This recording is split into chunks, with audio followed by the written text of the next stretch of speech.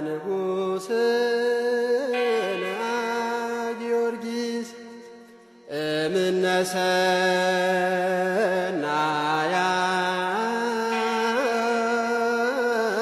እምነሰናያት ኩሉ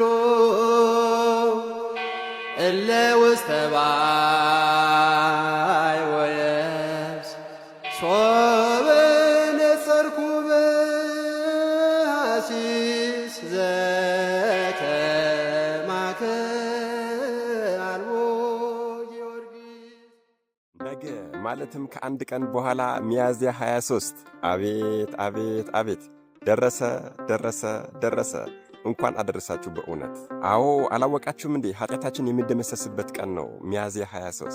ስሙን በመጥራት ብቻ አጋንንትን እንደ ትቢያ የሚበትነውና ስሙ ሲጠራ ከአውሎ ንፋስ ፈጥኖ የሚደርሰው ቅዱስ በሰባዎቹ የዓለማችን ክፉ ጨካኝና ምሕረት የለሽ ነገሥታት መካከል እየተሰቃየ እየሞተ እየተነሳ የክርስቶስን ወንጌል የሰበከ ኃያል ቅዱስ ሆድ በጥብጦ አንጀት ቆራርጦ የሚጥል የተለያየ አስማተ ሰይጣን የተደገመበት ክፉ መተትና ድግምት ያለበት መርዝ እያመጡ የተለያዩ ጠንቋዮችና መተተኞች ቢሰጡትም እንኳን እሱ ግን በአምላኩ ኃይል በመታመን መርዙ ላይ እያማተበ እየጠጣ እንደ ፀሐይ እያበራና እያሸበረቀ እነዚህን መተተኞችና ጠንቋዮችም እያሳመነ መሬትን እየረገጠ ጸበል እያፈለቀ እያጠመቀ ክርስቲያን ያደረገ ኃያል ሰማዕት ዱዲያኖስና ሰባዎቹ ከሃዲ ነገሥታት ኢየሱስ አምላክ መሆኑን አሳየን ቢሉት የደረቁትን እጽዋት አለምልሞ የለመለሙትን እጽዋት ደግሞ አድርቆ ከሞቱም 430 ዘመን የሆናቸውን ሙታንን አስነስቶ መድኃኔ ዓለም ኢየሱስ ክርስቶስ እውነተኛ አምላክ መሆኑን ያስመሰከረ ሰማዕት ንጉሡ ዱዲያኖስ በእንጨት ላይ ቢያሰቅለው ሥጋውን በመቃን ቢያስፈትተው ረጃጅም የብረት ችንካር ያለበት ጫማ አጫምቶ ሂድ እያለ ቢያሰቃየው በሰባ ችንካሮች ቢያስቸነክረው አናቱን በመዶሻ ቢያስቀጠቅጠው በሆዱ ላይ ከባድ ድንጋይ አሳስሮ ቢያንከባልለው በጦር ቢወጋው በቢላ ቢቆራርጠው በመጋዝ ቢሰነጥቀው በእሳት ቢያቃጥለው በውሃ ቢቀቅለው ይህ ቆራጥና ኃያል የሆነ ቅዱስ ሰማዕት ግን እነዚህን ሰባ ነገሥታትና ከሃዲውን ዱዲያኖስን እስከማሳፍራቸው ድረስ ጌታዬ ሆይ አደራህን ነፍሴን ከሥጋዬ እንዳትለያት እንዳትገለኝ ብሎ የተማጸነ ኃያል ቅዱስ ጨካኙ ንጉሥ ዱዲያኖስ ሥጋውና አጥንቱን በብረምጣድ ቆልታችሁ ፈጭታችሁ ይድረስ የተባለ ታላቅ ተራራ ላይ ወስዳችሁ እንደ ዱቄት በትኑት ብሎ ወታደሮቹን ቢያዘዛቸው ጭፍሮቹም የዚህን ቅዱስ ሥጋ በመንኮራኩር ፈጭተው በብረምጣድ ቆልተው ይድራስ የተባለ ታላቅ ተራራ ላይ ወስደው ቢዘሩት የቅዱሱ አካል የቅዱሱ ሥጋ ያረፈበት ሳር፣ ደንጊያ፣ ቅጠል፣ እንጨት፣ ድንጋይ በሙሉ እንደ ሰው አንደበት አውጥተው ጊዮርጊስ ቅዱሱ ለእግዚአብሔር ጊዮርጊስ ሰማዕቱ ለእግዚአብሔር ብለው የመሰከሩለት ሊቀ ሰማዕታት ገባሬ መንክራት የኢትዮጵያው ገበዝ ቅዱስ ጊዮርጊስ ነገ ማለትም ከአንድ ቀን በኋላ ሚያዝያ 23 በሰባዎቹ ጨካኝ የዓለማችን ነገሥታት መካከል ከማያቋርጥና ከማያባራ ጭካኔ ከተሞላበት የ7 ዓመት ጽኑ ስቃይና እንግልት በኋላ አንገቱን ተሰይፎ ሰማዕትነትን የተቀበለበት ታላቅ ዓመታዊ ክብረ በዓሉ ነው። አደራ ብያለሁ፣ አደራ። ይህንን ቪዲዮ አንድ ቀን ቀድሜ የሰራሁበት ዋናውና ትልቁ ምክንያት የሊቀ ሰማዕታት የቅዱስ ጊዮርጊስን ተጋድሎና ትልቁንና ዋናውን ቃል ኪዳኑን ሕዝቡ አውቆና ተረድቶ ለበዓሉ እንዲዘጋጅ ከማለት ነው። በሚቻላችሁ መጠን በደንብ አድርጋችሁ ኮፒ ሊንክ አድርጉት።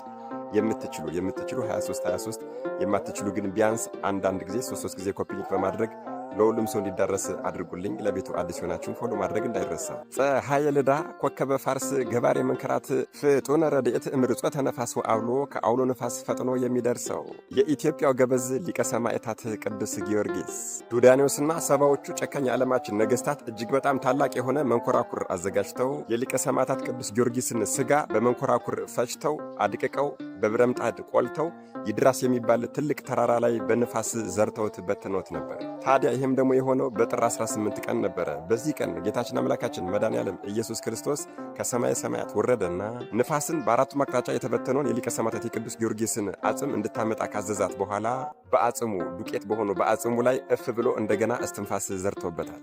እጅግ በጣም የሚገርመው ነገር ያለ እዚህ ላይ ነው። ሊቀ ሰማዕታት ቅዱስ ጊዮርጊስ ነፍሱ ከተመለሰች በኋላ ወታደሮቹ ይድራስ የሚባለው ተራራ እንደነገርኳችሁ እጅግ በጣም ትልቅ ነው። አጽሙን በትነው ገና ተራራውን ወርደው ሳይጨርሱ ሊቀ ሰማዕታት ማር ቅዱስ ጊዮርጊስ ሩጦ ደረሰባቸው። ቆይ ወዳጆቼ አብረን ወደ ፍርዱ አደባባይ እንሂድ አላቸው። እነርሱም ዞር ብሎ ሲያዩት ዱቄት አድርገው ፈጭተው የበተኑት ሊቀ ሰማዕታት ማር ቅዱስ ጊዮርጊስ ነበረ። እጅግ በጣም ደንግጠዋል።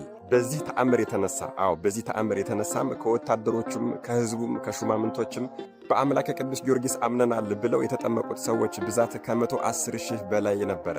አሁን የሊቀ ሰማዕታት ማረ ቅዱስ ጊዮርጊስን ዋናውንና ትልቁን አስደናቂውን ቃል ኪዳን እነግራችኋለሁ። ታዲያ እናንተም አደራ ለሁሉም ሰው እንዲዳረስ በሚቻላችሁ መጠን በደንብ አድርጋችሁ ኮፒ ሊንክ አድርጉት።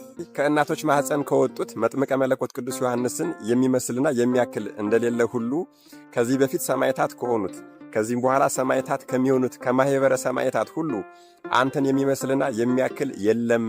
ማንኛውም ሰው ወንድም ሆነ ሴት፣ ትንሽም ሆነ ትልቅ ቢታመሙ፣ ችግር ቢደርስባቸው፣ በመከራ ቢወድቁ፣ በፍርድም አደባባይ ቢቀርቡ፣ በጦር ሜዳ ወይም በወህኒ ቤትም ቢታሰሩ፣ በባህር በወራጅ ወንዝም ቢሆን በመንገድም ቢሆን ክፉ ሰዎች ላይ ቢወድቁ፣ ሽፍታ ቢያገኛቸው፣ ክፉ አውሬም ሊበላቸው ቢል፣ እሳት አደጋም ቢደርስባቸው ወይንም ደግሞ ክፉ አሟሟት ቢገጥማቸው፣ የሰው ልጆች በሚደርስባቸውና በሚያገኛቸው ማንኛውም ጽኑ ችግርና መከራ ላይ ቢወድቁ በስምህ ተማጽኖ 3 ጊዜ አምላከ ጊዮርጊስ እርዳን፣ አምላከ ጊዮርጊስ እርዳን፣ አምላከ ጊዮርጊስ እርዳን ብለው ቢጮሁና ጸሎት ቢያደርጉ ያን ጊዜ ፈጥኜ እራራላቸዋለሁ፣ አድናቸውም አለሁ፣ ለጠየቁ ጥያቄና ለጸሎታቸውም ሁሉ መልስን እሰጣቸዋለሁ የተባለ ሊቀ ሰማዕታት ስለ ስሜ የደረሰብህን መከራና ያገኘህን ስቃይና ድካም የሚያወሳውን የገድልህን መጽሐፍ የጻፈ ያጻፈ የሰማ ያሰማ የተረጎመ ያስተረጎመ ሰው ቢኖር ስሙን በሕይወት መጽሐፍ እጽፈዋለሁ፣ ኃጢአቱንም አስተሰርይለታለሁ፣ የአንተ ልጅም አድርገዋለሁ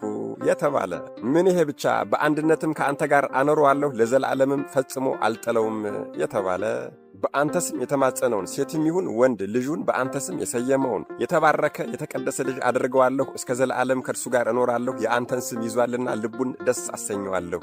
በስምህ በተሰራች ቤተ ክርስቲያን፣ አዎ በስምህ በተሰራች ቤተ ክርስቲያን ጸሎት ለማድረግ የሚሄደውን፣ በዓልህን ለማክበር የሚሄደውን፣ ማንኛውንም አቅሙ የፈቀደውን ዘይት፣ ዕጣን፣ ስንዴ፣ ጧፍ፣ ሻማ፣ ማንኛውንም ነዋየ ቅድሳት ለቤተ ክርስቲያንህ ያበረከተውን፣ በስምህ ለችግረኞች የመጸወተውን፣ ለተራበ ያበላ፣ ለተጠማ ያጠጣ፣ ለታረዘ ያለበሰውን፣ የተከበረውን የዝክረ በዓልህን ቀን ማለትም ሚያዝያ 23 አንገት የተሰየፈበትን፣ ጥር 18 አጽምህ የተበተነበትን፣ ኅዳር 7 ቅዳሴ ቤትህንና ነሐሴ 16 ፍልሰተ አጽምህን ያከበረውን እኔ ቃሌ የማያብል አምላክ በዚህም ዓለም በወዲያኛውም ዓለም ሕይወቱን ከአንተ ጋር እንዲኖር አደርገዋለሁ።